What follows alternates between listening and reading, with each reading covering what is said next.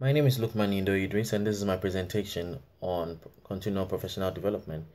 To better understand what continual professional development is, we'd first need to get a grip on what professional development is.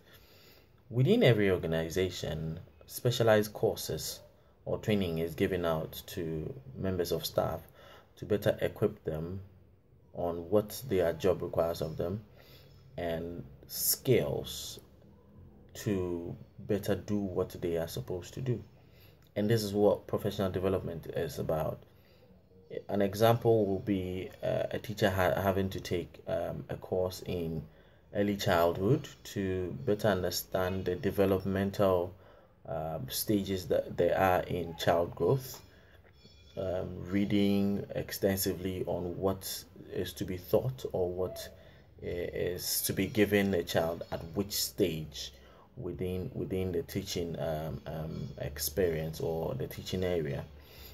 Same can be done for every other in any other industry, because the staff are supposed to better understand what is to be done and to learn on innovative ways, the trending ways, to be able to do what they do best. And that is what professional training is about. Moving on to continual professional development, this is rather to be seen as a personal level. This is where an individual takes it upon him or herself to develop in an area of specialty. Now, it comes with having to document where you are and then being able to project to know where you're going.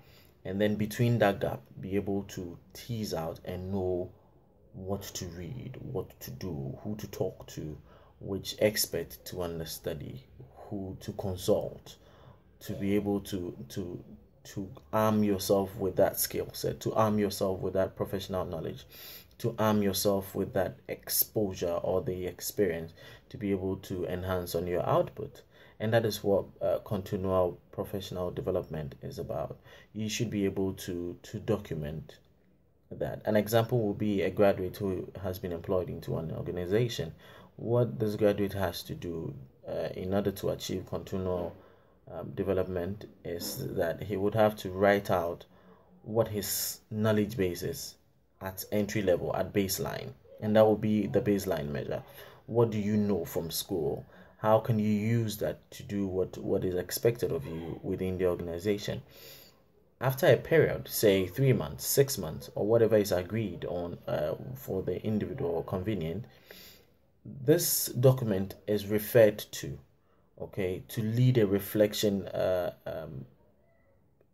procedure or a process to know what I had before, what I have gained onto, how much I've gained onto it, how much I have lost. Now, with this, you are able to identify development gaps. You are able to see certain skill sets that you are supposed to add on to. You are seeing other things that you need to put away to be able to better do what you have started doing already. An example of such document will be your CV. A CV shouldn't be one that is written out one day and is stashed up on a shelf. It is one that you'd have to develop. It is one that you'd have to update. It's one that you would have to add on to better enhance it, to increase your competitiveness on the market. So in doing this, one would have to read a lot. There are key points in this area. One, you need to read a lot in and around your area of specialty. You need to identify professionals or experts, so to speak, who have seen it and done it, to consult them. Another will be to be able to sit and reflect, to be able to tease out what the gaps are. What this does is that, one, it helps you to be able to focus on what your career goals are. It helps you to uncover gaps where you need to fill in.